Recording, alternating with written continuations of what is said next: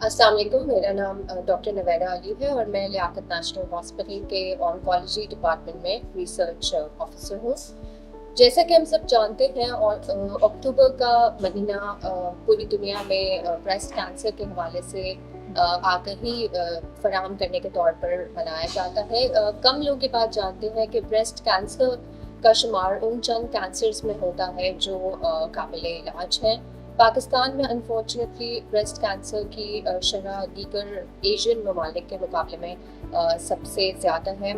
Liaquat national hospital में भी मौजूद डॉक्टर्स, मैनेजमेंट, मार्केटिंग टीम्स की यही कोशिश होती है कि अक्टूबर के महीने का बेहतरीन इस्तेमाल किया जाए और ब्रेस्ट कैंसर के हवाले से मैक्सिमम आगाही फराहम की जाए। इस सिलसिले में आज भी हमने ये फेसबुक लाइव सेशन ऑर्गेनाइज किया है ताकि जो सवालात या जो कॉमन क्वेरीज हैं लोगों के माइंड में वो आंसर हो सके। लियाकत नेशनल हॉस्पिटल में ब्रेस्ट कैंसर के इलाज के लिए स्पेशलाइज्ड डॉक्टर्स जिनमें सर्जन्स, ऑन्कोलॉजिस्ट, रेडियोलॉजिस्ट और हिस्टोपैथोलॉजिस्ट वगैरह शामिल हैं, सब मौजूद हैं। इन्हीं सीनियर डॉक्टर्स पर मुश्तमिल आज का हमारा एस्टीम्ड पैनल है। मैं चाहूँगी कि बारी बारी आप सब प्लीज़ अपने आप को इंट्रोड्यूस करना। जी, अस्सलाम वालेकुम। मेरा नाम डॉक्टर हिरा खान आफरीदी है और मैं लियाकत नेशनल हॉस्पिटल में कैंसर स्पेशलिस्ट के तौर पे काम कर रही हूँ। अस्सलाम वालेकुम। मेरा नाम डॉक्टर नाइला जाहिद है।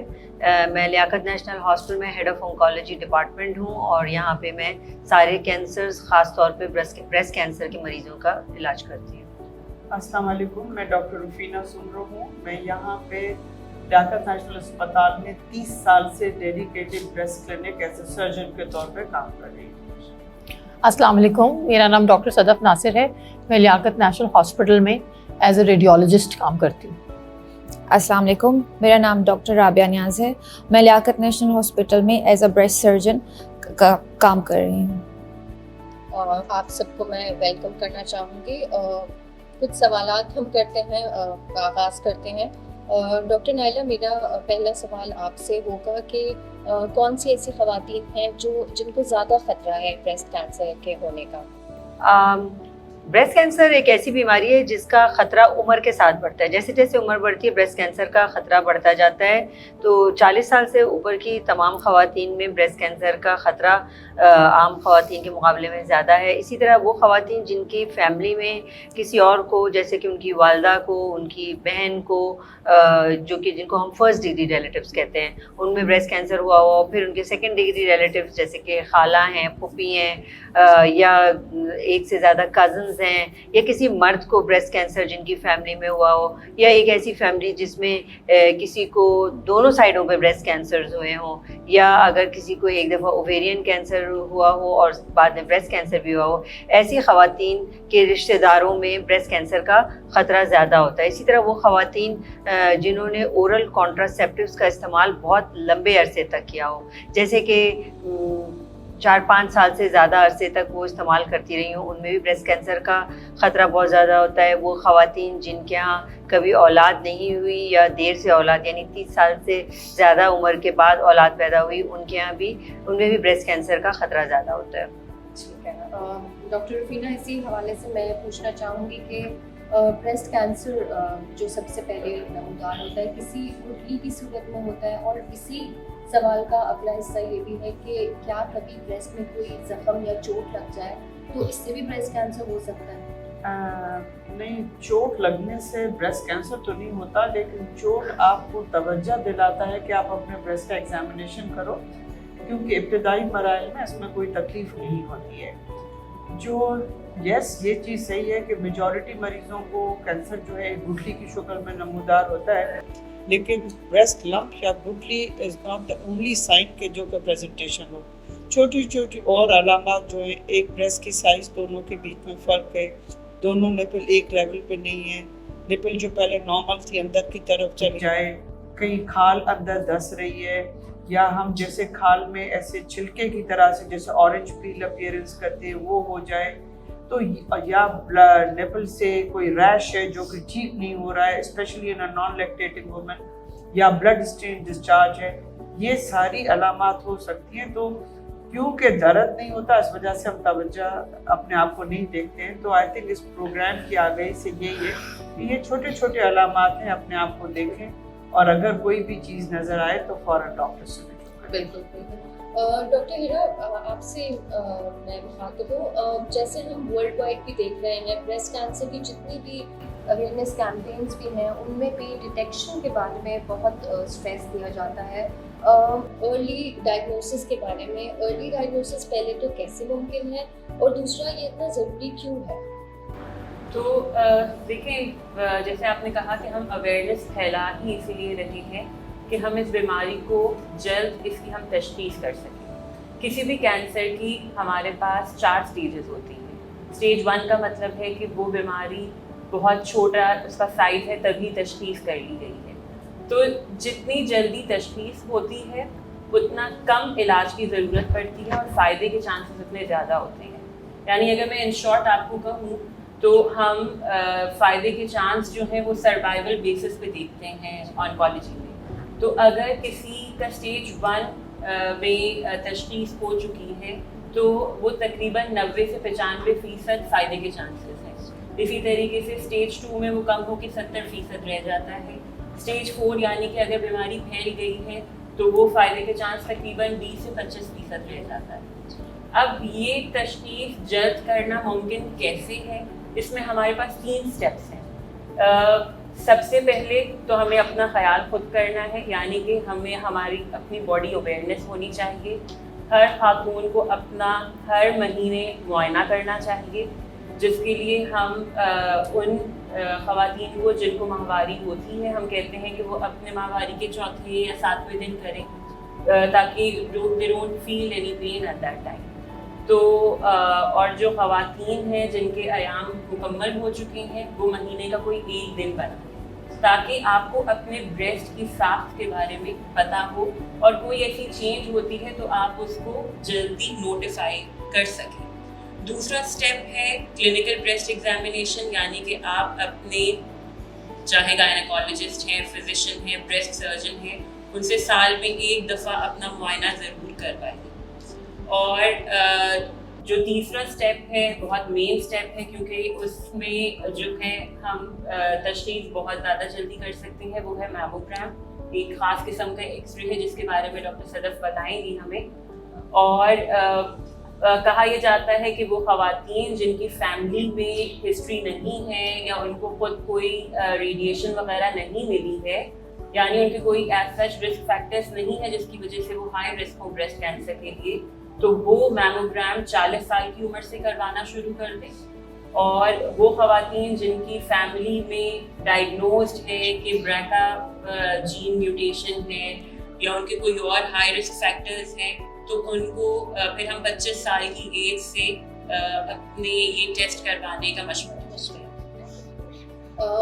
ڈاکٹر صدف, میں آپ سے اپنا اگلا سوال کرنا چاہوں گی. جیسے ڈاکٹر ہیرا نے میموگرام کا بھی ذکر کیا, پہلے تو یہ کہ لیاقت نیشنل ہاسپٹل کے ریڈیولوجی ڈپارٹمنٹ میں کون سے ٹیسٹ انویسٹیگیشن سروسز اویلیبل ہیں, اور دوسری بات کہ کیا اس مہینے کے حوالے سے کوئی ڈسکاؤنٹس وغیرہ یا کوئی ایسے پیکیجز ہیں ریڈیولوجی ڈپارٹمنٹ کے؟ اچھا, سب سے پہلے تو میں یہ بتانا چاہوں گی کہ ہمارا لیاقت نیشنل ہاسپٹل کے ریڈیولوجی ڈپارٹمنٹ پاکستان کے ان چند ہسپتالوں میں سے ہے جہاں پہ بریسٹ سے ریلیٹڈ ہر فیسلٹی موجود ہے as far as imaging and treatment and everything is concerned. تو we have mammography. Number 1 mammography جو ہے وہ ایک اسکریننگ میموگرافی اور ایک ہوتی ہے ڈائگنوسٹک میموگرافی. اسکریننگ میموگرافی کا مطلب یہ ہوتا ہے یہ ان لوگوں کی جاتی ہے جن کو کسی قسم کی کوئی تکلیف یا کوئی سمٹم نہیں ہوتے ہیں. مطلب ایک نارمل انسان اگر اپنا ایک معائنہ کروانے جا رہا ہوتا ہے ایکس رے کے تھرو, میموگرافی کے تھرو, ہم اسے اسکریننگ میموگرافی کہتے ہیں. اس کی ریکمنڈیشنز ہیں کچھ کہ کس کو کروانی ہے, کب کروانی ہے. اس میموگرافی سے یہ فائدہ ہوتا ہے کہ ہم جس طرح ڈاکٹر ہیرا نے بتایا ارلی تشخیص کر سکتے ہیں, جلد تشخیص کر سکتے ہیں, تاکہ ہم اگر خدا نخواستہ کینسر باڈی کے اندر بن رہا ہے اسے بالکل انیشیل اسٹیجز پہ ہم اس کی تشخیص کر کے اس کا جلد سے جلد علاج شروع کر دیں. اس کے اسکریننگ اور ڈائگنوسٹک میموگرافی وہ میموگرافی ہوتی ہے اگر پیشنٹ کو کوئی لم فیل ہو رہا ہے یا اس کو کوئی نپل سے کوئی خدا نخواستہ خون یا کوئی پانی کا ڈسچارج ہو رہا ہے, ایسے مریضوں کے لیے جب ہم میموگرافی کرتے ہیں تو ہم اسے ڈائگنوسٹک میموگرافی کہتے ہیں. کیونکہ اسکریننگ میموگرافی ارلی ڈیٹیکشن کے لیے یوز ہوتی ہے اور یہ ایک پاپولیشن کے لیے اور ایک اوور آل ہماری کمیونٹی کے لیے at large it's a very helpful kind of a thing for the early detection of breast cancer. تو لیاقت نیشنل ہاسپٹل نے صرف اسی لیے کہ لوگوں کو, مریضوں کو, ایک عام عوام کو فائدہ پہنچے, اسکریننگ میموگرافی کے چارجز جو ہیں they are pretty much reduced as compare to جو ہمارا ڈائگنوسٹک میموگرافی ہوتی ہے. پہلے ہم نے انیشیلی اس کو اسٹارٹ کیا تھا ان دا منتھ آف اکتوبر, جو کہ بریسٹ کینسر اویئرنیس کا منتھ ہے. ہم صرف اکتوبر کے منتھ کے لیے اس کو سبسیڈائز پرائزز میں کرتے تھے, لیکن اب ہم نے اس کو تھرو آؤٹ دا ایئر کر دیا ہے کہ پورا سال ہم نے یہ اپنی فیسلٹی اوپن کر دی ہے کہ جو بھی مریض اسکریننگ کے لیے ہمارے ہاسپٹل کے اندر آئے گا ہم ان کو سبسیڈائز پرائزز کے اندر اسکریننگ میموگرافی کر کے دیں گے. And other than this mammography we have ultrasound breast, we have MRI, we have image guided biopsies, چاہے وہ الٹرا ساؤنڈ گائیڈڈ ہوں یا پھر ہماری میمو گائیڈڈ نیڈل لوکلائزیشنز ہو. We are doing auxiliary biopsies, جو گلٹی ہو جاتی ہے بغل کے اندر, ہم اس کی بایوپسیز بھی کرتے ہیں. اور اس کے علاوہ ہمارے پاس نیوکلیئر میں سینٹینل لیمف نوڈ بایوپسی موجود ہے. مطلب we have each and every facility available as far as the diagnosis as well as during the treatment جن امیجنگ کی ضرورت ہوتی ہے. ٹھیک ہے, I think that's very encouraging for the masses کے ایک سبسیڈائزڈ ریٹ پہ یہ انویسٹیگیشنز موجود ہیں. ڈاکٹر ربیہ, آپ سے میں اگلا سوال کرنا چاہوں گی. آپ میموگرامس بھی ایڈوائز کرتے ہیں پیشنٹس کو, الٹرا ساؤنڈ بھی ایڈوائز کرتے ہیں. کن پیشنٹس کو میموگرام ایڈوائز ہوتا ہے, کن کو الٹرا ساؤنڈ ہوتا ہے؟ اور اسی کا فردر میں یہ بھی پوچھنا چاہوں گی کہ majority of the people think کہ بریسٹ کینسر کے بعد پورا بریسٹ ریموو کر دیا جاتا ہے. کیا یہی سچ ہے یا کبھی کبھی بریسٹ بچا بھی لیا جاتا ہے؟ پلیز اس پہ تھوڑی روشنی ڈالیے. سو ابھی ڈاکٹر ہیرا اور ڈاکٹر صدف نے بہت اچھے سے ایکسپلین کیا. جب بھی پیشنٹ ہمارے پاس کلینک میں آئے گا تو اس کا ایگزامینیشن کے بعد نیکسٹ اسٹیپ ہوتا ہے بریسٹ امیجنگ, جس میں الٹرا ساؤنڈ اور میموگرام ہے. الٹرا ساؤنڈ یوزلی جو 35 ایئرز بلو خواتین ہوتی ہیں ان کے لیے کروایا جاتا ہے, کیونکہ بریسٹ کی ڈینسٹی اس وقت زیادہ ہوتی ہے اور وہ میموگرافی میں کوئی بھی اب نارمیلٹی اتنے اچھے سے نہیں پک اپ ہوتی ہے. اگر 35 سے کم عمر خواتین میں الٹرا ساؤنڈ اور بایوپسی کے بعد کینسر ڈائگنوز ہوتا ہے تو ان مریضوں میں بھی میموگرام پھر کروایا جاتا ہے. اور 35 ابو جو خواتین ہیں ان میں فرسٹ چوائس جو ہے وہ میموگرام ہے, اور میموگرام میں کے بعد اگر ضرورت ہو تو الٹرا ساؤنڈ بھی کروایا جا سکتا ہے. تو یہ پہلے کوشچن کا آپ کا آنسر ہے. دوسرے جو سوال ہے وہ بہت امپورٹنٹ ہے, کیونکہ زیادہ تر پیشنٹس یہ سوچتے ہیں کہ بریسٹ کینسر ڈائگنوز ہو گیا ہے تو اب بریسٹ ریموو ہوگا. یہ بات اب بالکل غلط ہے, کیونکہ بریسٹ بچانے والا آپریشن کیا جا سکتا ہے.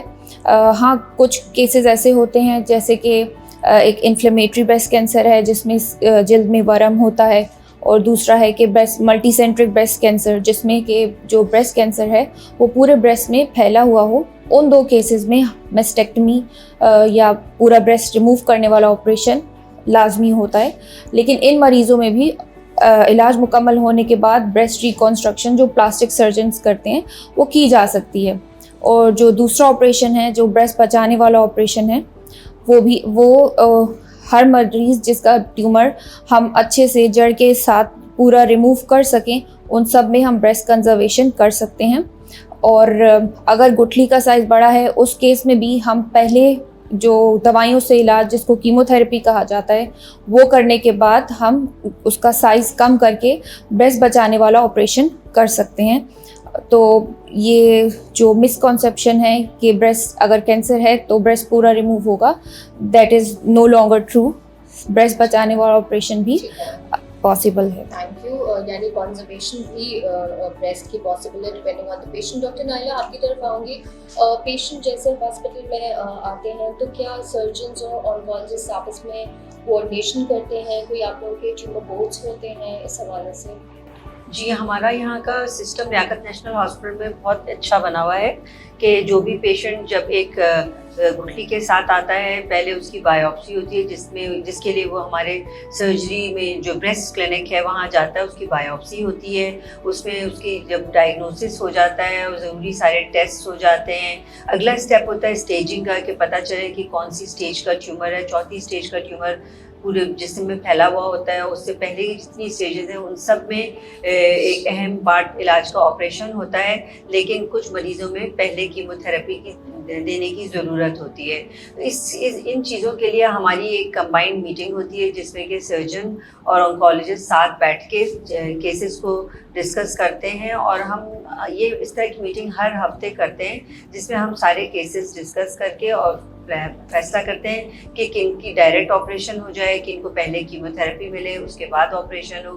تو اس لیے پھر یہ اس کا بہت فائدہ ہوتا ہے کہ کہیں پہ بھی اگر کوئی کنفیوژن ہوتی ہے تو وہ کلیئر ہو جاتی ہے, اور غلطی کے چانسز بہت ہی کم نہ ہونے کے برابر رہ جاتے ہیں. ٹھیک ہے, thank you. Coffee integrated system ہے. ڈاکٹر رفینہ, آپ کی طرف میں آؤں گی. بایوپسی کے بارے میں بڑے لوگوں کے ذہن میں سوالات ہوتے ہیں. پہلے تو کیا بایوپسی ایک پینفل پروسیجر ہے, تکلیف دہ عمل ہے؟ دوسرا, لوگوں کے دماغ میں یہ بھی ہوتا ہے کہ جو نیڈل ہوتی ہے اس کے استعمال سے بریسٹ کینسر پھیل سکتا ہے. اس بارے میں کیا کہنا چاہیں گے آپ؟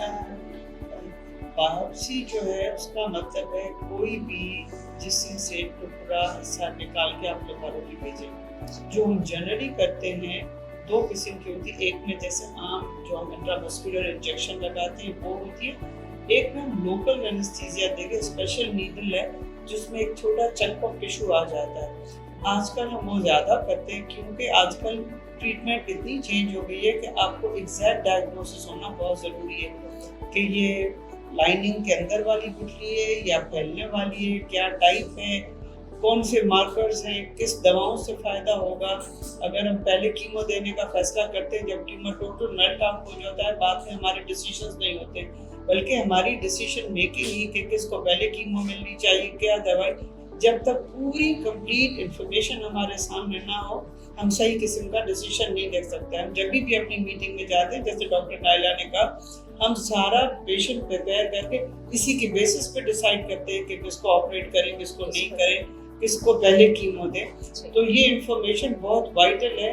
وہ پرانے زمانے تھے کہ جب لوگ دیکھ کے بتاتے, بیکاز نہ وہ فیسلٹیز اویلیبل تھی, نہ اب ہم کو کمپلیٹ ٹریٹمنٹ پلاننگ کے لیے, بیکاز ہم ہر مریض کو ایک ہی جیسی دوائی, ایک ہی جیسی ٹریٹمنٹ نہیں کرتے. پرسنلائزڈ انڈیویجولائزڈ جب ٹریٹمنٹ کرتے ہیں تو انڈیویجول انفارمیشن معلوم ہونا ضروری ہے. آپ یہ بات بالکل صحیح کریں. ہمارا سب سے بڑا متھ یہ ہے کہ لوہا لگنے سے بیماری پھیلتی ہے, لیکن میں حیران ہوتی ہوں وہی نیڈل والا لوہا وہ پھیلتا ہے, لیکن وہ مریض جو خود بایوپسی نہیں کراتے اور پھر سال 2 سال مدت بعد آتے, اب پھیل گیا ہے تو اس میں تو لوہا لگا نہیں, تو بیماری کا وہ نہیں سمجھتے. دوسری چیز, میرے پاس اکثر مریض آتے ہیں کہ آپ ہمارا کل آپریٹ کرتے, میری گٹھلی نکالتے ہیں پہلے, تو نائف جو کٹتا ہے وہ بھی تو لوہے کا ہوتا ہے. تو یہ سمجھ میں نہیں آتا کہ نائف وہ میٹل جو لوہے کا ہے الاؤڈ ہے, نیڈل والا الاؤڈ نہیں ہے. تو آئی تھنک ہم سب کو یہ سمجھنے والی بات ہے کہ ہم لوگ ایک اسپتال یا ایک ادارہ یا ایک انڈیویجول یا ایک ملک یہ کام نہیں کر رہا, پوری دنیا اسی طریقے سے کام کر رہی ہے. اینڈ الحمدللہ آل اوور دا ورلڈ اب بریسٹ کینسر کی ٹریٹمنٹ چینج ہو گئی ہے کہ لوگ 5 سال کی بات نہیں کر رہے, 10 سال زندگی کی باتیں کر رہے. بریسٹ کینسر میں وہ علاج موجود ہے. تو آئی تھنک اس پروگرام کے توسط سے میں یہ کہنا چاہوں گی کہ پلیز بایوپسی سے نہ ڈریں, یہ کرائیں. یہ آپ کی اور ہماری سب کی مدد میں اور پلاننگ میں بہت ضروری کردار ادا کرتی ہے. بالکل. اور جیسے آپ نے متس کا ذکر کیا, میں تھوڑا سا چاہوں گی آپ 1-2 متس کے بارے میں اور بھی ذرا کلیریفائی کر دیں. ڈیوٹرنٹ کے بارے میں کہا جاتا ہے, ٹالک کے یوز کے بارے میں کہا جاتا ہے کہ ان سے بھی بریسٹ کینسر ہو سکتا ہے, اور بھی بہت ساری چیزیں ہیں.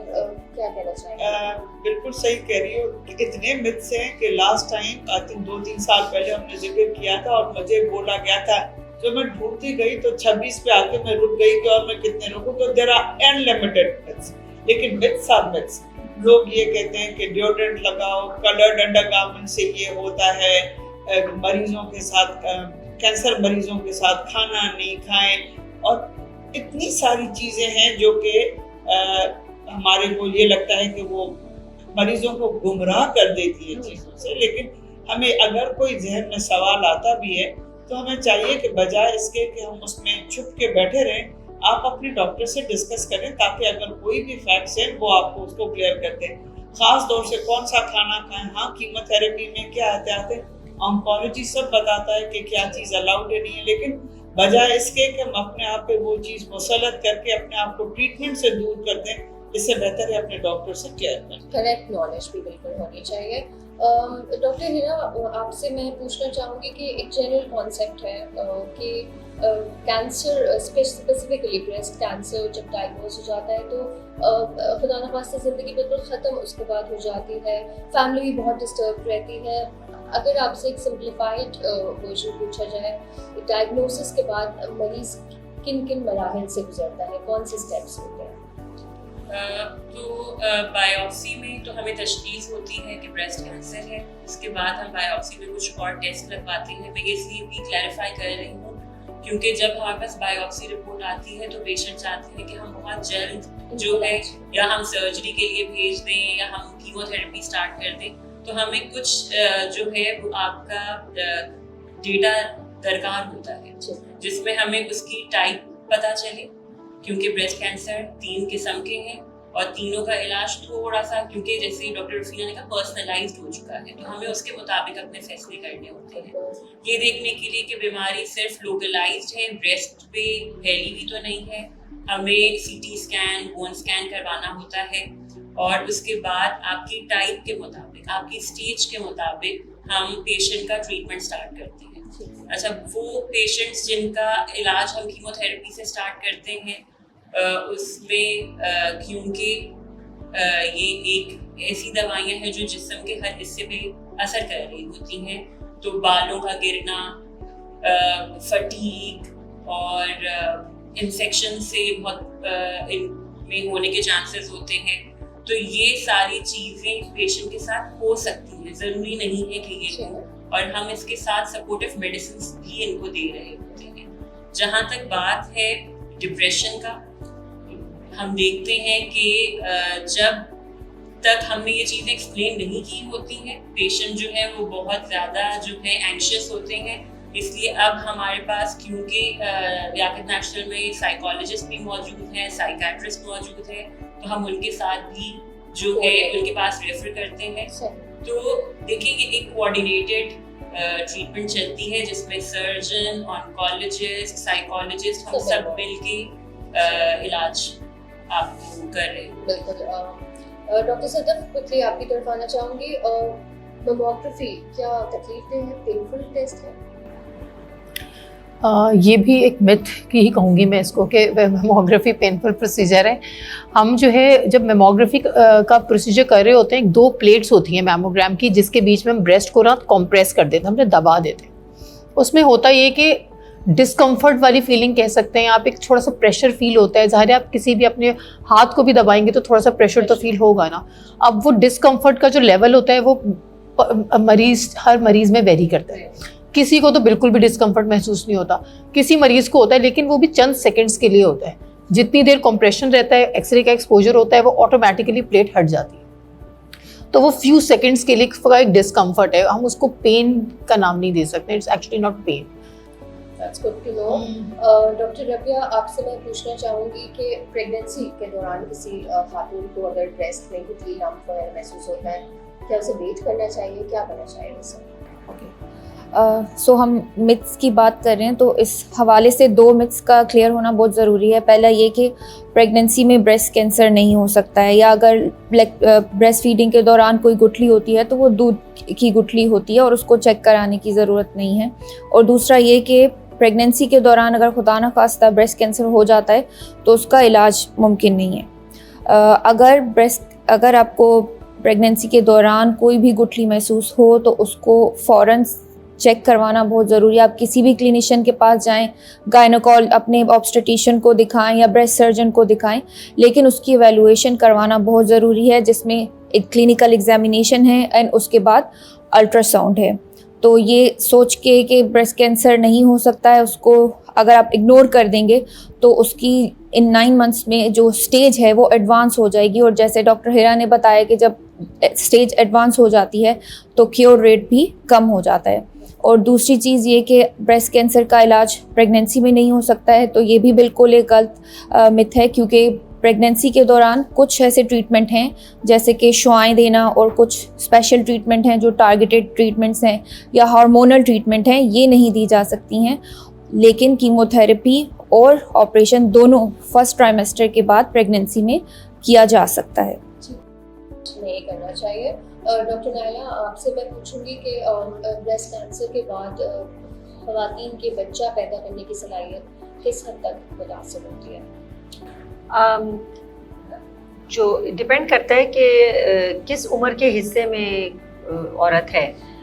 जैसे कि वो ख़वातीन जिनकी उम्र 35 साल से ज़्यादा है, उनमें कीमोथेरेपी की दवाइयों की वजह से ओवरीज के डैमेज होने का ख़तरा बहुत ज़्यादा होता है और लेटर ऑन उनके यहाँ बच्चे होने की चांसेस कम हो जाने का ख़तरा काफ़ी ज़्यादा होता है।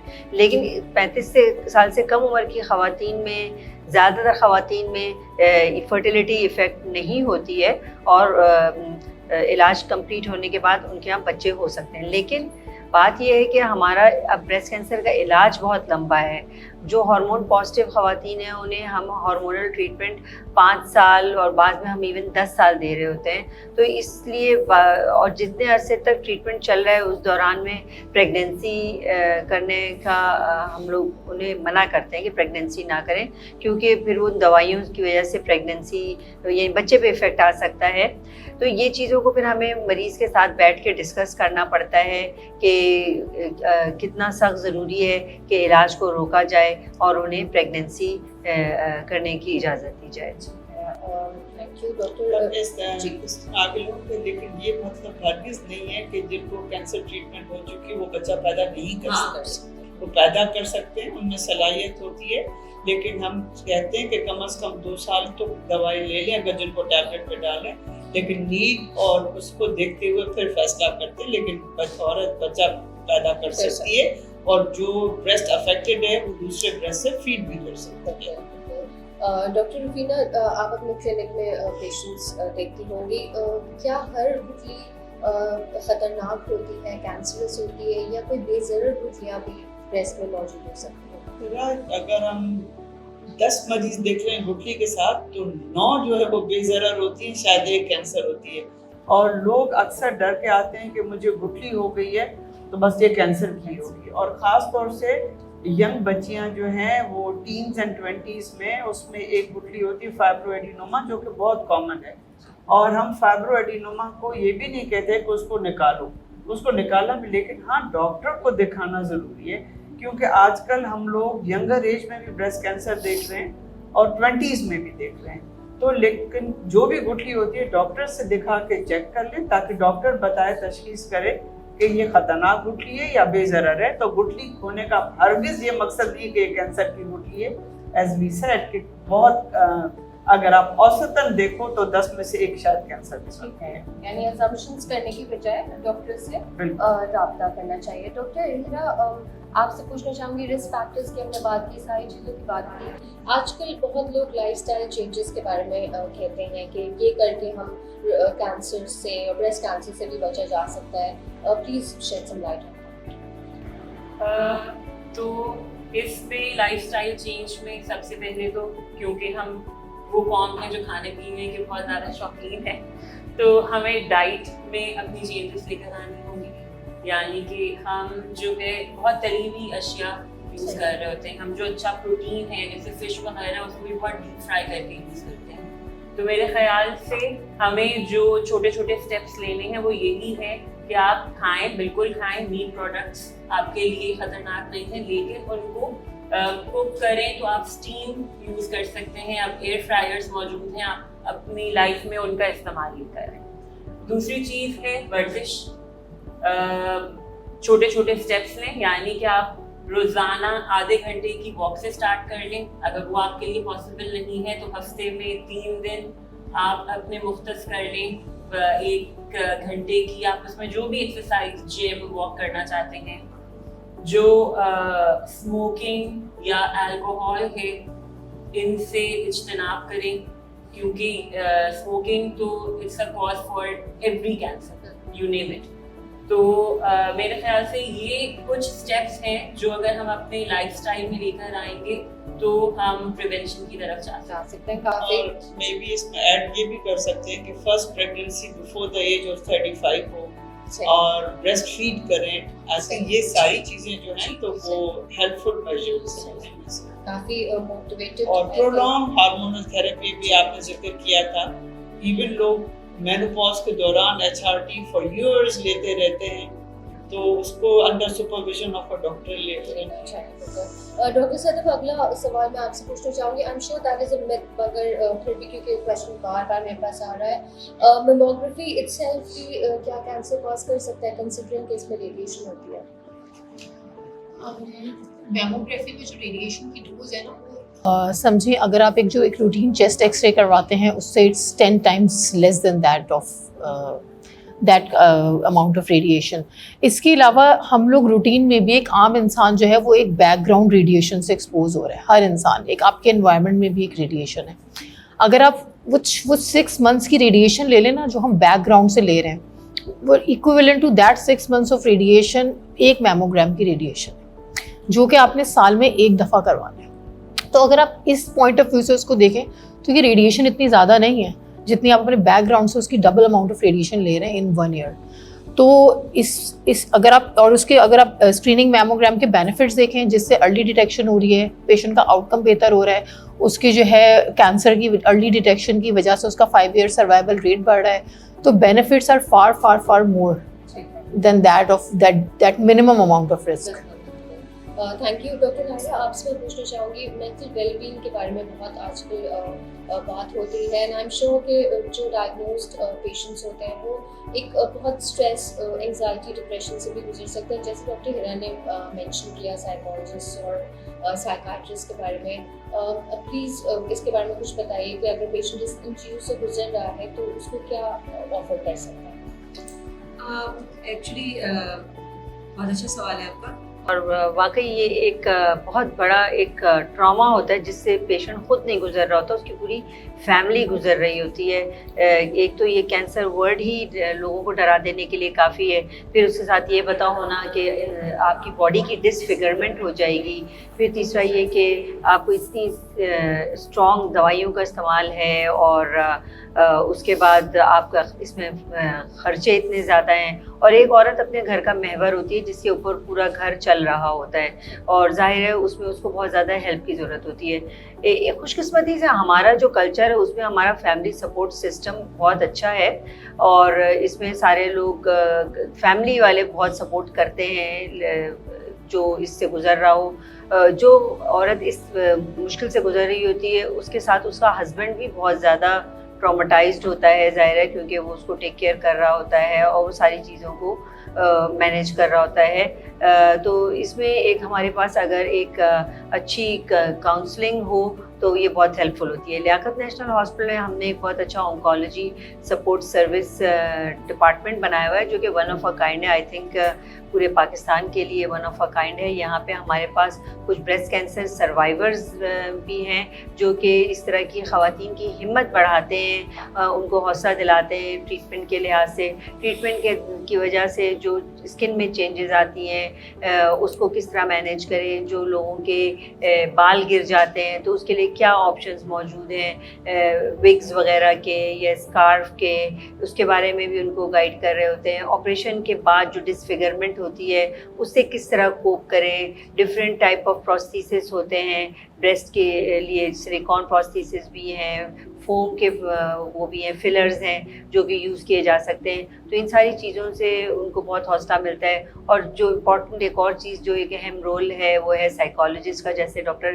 ہیرا نے مینشن کیا. لیکن انفارچونیٹلی ہمارے یہاں کی جو پیشنٹس اور فیملیز ہیں ان کے یہاں ایک یہ ٹیبو ہے سائیکالوجسٹ یا سائیکیٹرسٹ کے پاس جانا. وہ سمجھتے ہیں ان کے پاس اسی وقت جائے جب آپ کو کوئی دماغی بیماری ہو, اور ورنہ اس میں سپورٹ کا جو رول ہے اس کو وہ سمجھ نہیں پاتے ہیں. اور اس میں ابھی بھی ہمارے مطلب ہمیں کافی محنت کرنی ہے. حالانکہ ہمارے پاس سائیکالوجسٹ اویلیبل ہیں لیکن پیشنٹس اتنا زیادہ اس کو اویل نہیں کرتے ہیں.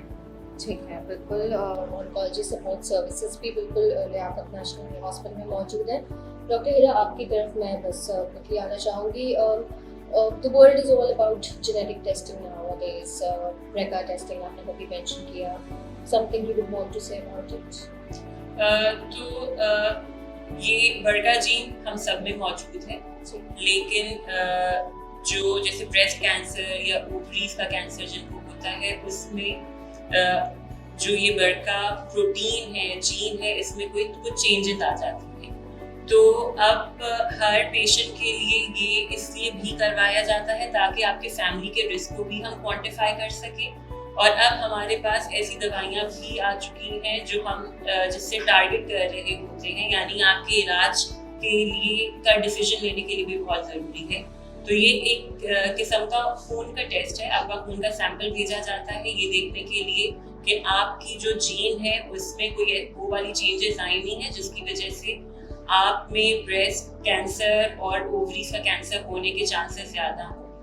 तो जिनकी फैमिली में जैसे वालदा या बहन या खाला फूफी में जिस तरह अभी पहले बताया गया है, जिसकी वजह से आप हाई रिस्क हो जाते हैं, तो आप ये टेस्ट करवा सकते हैं और फिर क्वांटिफाई कर सकते हैं कि आप में फ्यूचर में ये कैंसर्स होने का रिस्क है. और फिर हम उसके लिए आपको जेनेटिक काउंसलर के पास भेजते हैं ताकि वो आपको स्टेप्स बताएं कि क्या कर सकते हैं. Thank you.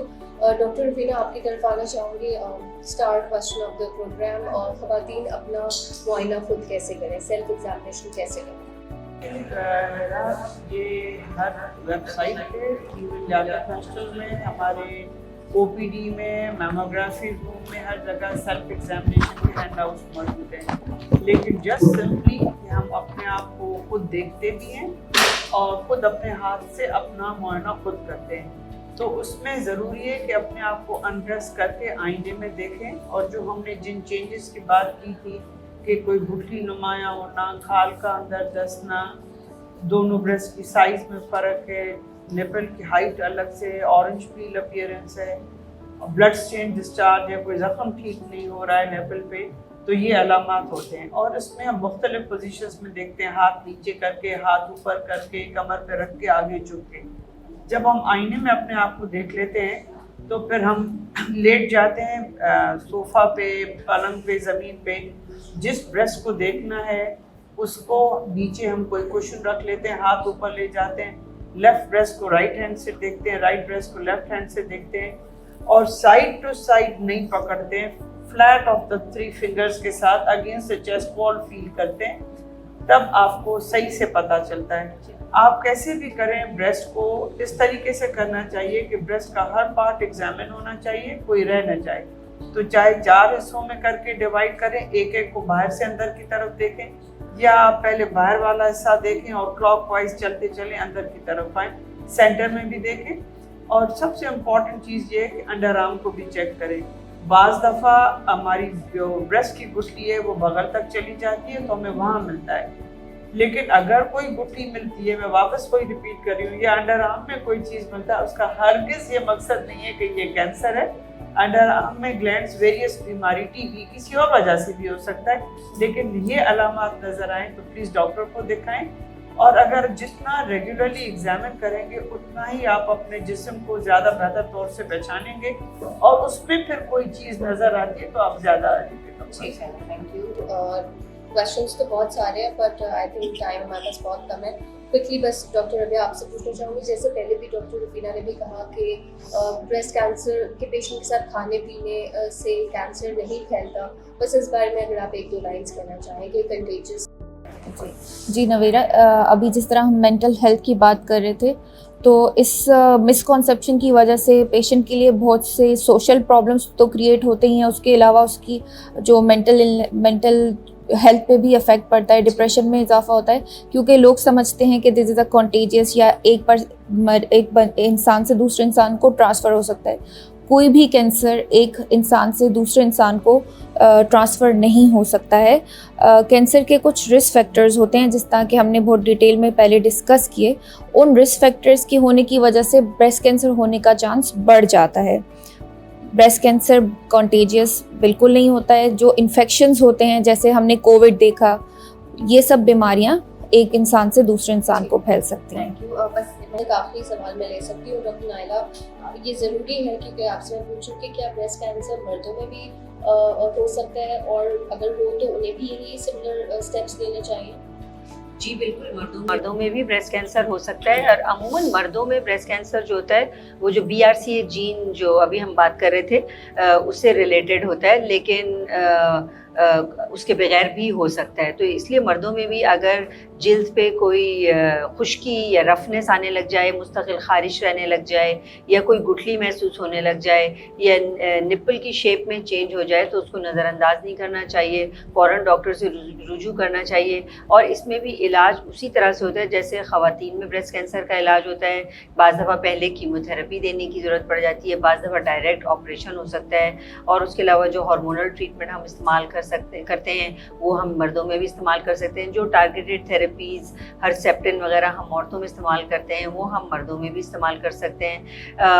लेकिन एक इम्पॉर्टेंट बात यह है कि अगर किसी फैमिली में किसी मर्द को ब्रेस्ट कैंसर हुआ है तो उस फैमिली की जेनेटिक स्क्रीनिंग ज़रूर होनी चाहिए BRCA जीन के. ठीक है, thank you very much. I think time हमारे पास मज़ीद नहीं है, तो मैं चाहूँगी थैंक यू वेरी मच सबसे पहले इतना क्लियर जवाबात और इन्फॉर्मेशन देने के लिए आप सबका. और मैं क्विकली चाहूँगी अगर आप लोग छोटे से कोई टेक होम मैसेजेस हमारे ऑडियंस और व्यूअर्स को देना चाहें. जी डॉक्टर नाबिया, आप शुरू करें. मेरी तरफ से सबके लिए यही मैसेज है कि आप यंग एज से ही अपना मुआयना मंथ में एक दफ़ा खुद लाजमी करें. 35 इयर्स के बाद भी अपना मुआयना खुद करें, लेकिन साल में एक दफ़ा एक क्लिनिशियन से एग्जामिनेशन ज़रूर करवाएं. स्क्रीनिंग मेमोग्राम सालाना ज़रूर कराएं ताकि हम इस बीमारी को जल्द तशख़ीस करके इसका इलाज कर सकें. Thank you. जी डॉक्टर साहब. एज ए रेडियोलॉजिस्ट मैं भी यही मैसेज देना चाहूँगी कि स्क्रीनिंग मेमोग्राफी को रूटीन बना लें, because early detection saves life, और screening mammography is one of the crucial tool in fight against breast cancer. Thank you. Doctor मैं सिर्फ यही बोलूँगी कि जैसे आपने स्टेटमेंट शुरू से किया था कि कैंसर लाइलाज नहीं है, तो कैंसर से डरना नहीं है, कैंसर से लड़ना है. ये बहुत इम्पोर्टेंट चीज़ है. बहुत इम्पोर्टेंट है. बिल्कुल. डॉक्टर नायला, आप कुछ कहना चाहेंगे? जी, जितना जल्दी ब्रेस्ट कैंसर का पता चलेगा उतना इलाज मुख्तसर और उतना ज़्यादा क्योर के चांसेस बढ़ेंगे. और इवन अगर किसी को चौथी स्टेज का ब्रेस्ट कैंसर भी है तो भी इतनी तरक्की हो चुकी है साइंस में कि ये ख़वातीन भी एक लंबे अरसे तक एक नॉर्मल ज़िंदगी गुजार सकती हैं कैंसर के साथ. तो इसलिए इस मर्ज़ को अब लाइलाज ना समझें. बिल्कुल. Thank you very much. मेरे ख्याल से इतने अच्छे टेक होम मैसेजेस के बाद कुछ और कहने की गुंजाइश तो नहीं बनती. इट्स जस्ट दैट कि मेरे ख्याल से ख़वातीन को 5 मिनट्स अगर अपने आप को महीने में दे सके तो ये वो डिज़र्व भी करती हैं, और ये उनके लिए ज़रूरी भी है. अदर दैन दैट हर साल हम ये प्लेज तो डेफिनेटली लेते ही हैं कि हम अपना ख्याल रखेंगे. इस साल थोड़ा सा हमें शायद प्रॉब्ली ये भी देखना चाहिए कि अगर ख़वातीन आप सब जो पढ़ी लिखी हैं, अवेयरनेस आपके पास है, अपने आसपास जो लेस प्रिविलेज्ड विमेन हैं, आपकी स्टाफ हैं, हाउस हेल्प है, थोड़ा उनको भी गाइड कीजिए, उन्हें भी इसके बारे में अवेयरनेस दीजिए. और क्योंकि अब हम एज शिफ्ट देख रहे हैं नए डायग्नोस्ड ब्रेस्ट कैंसर्स में, यंग गर्ल्स को भी अब होता है, तो स्कूल्स, कॉलेजेस में, यूनिवर्सिटीज़ में भी इसके बारे में अवेयरनेस फराहम होनी चाहिए. अपना ख्याल रखिएगा. अल्लाह हाफ़िज़.